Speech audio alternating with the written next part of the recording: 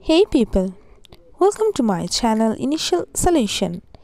Today in this video, I'm going to show you how to retrieve deleted messages on Android.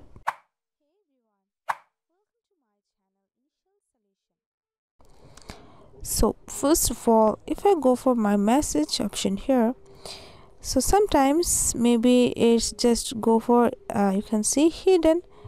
So if I go for here, so for recover this hidden message, you can see just go for here on your email icon, email profile picture, then go for you can see archived, and you can see all of your archived messages here, or in this option you can see also your spam and blocked messages here.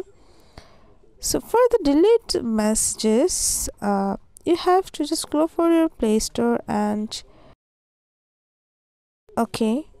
search for this deleted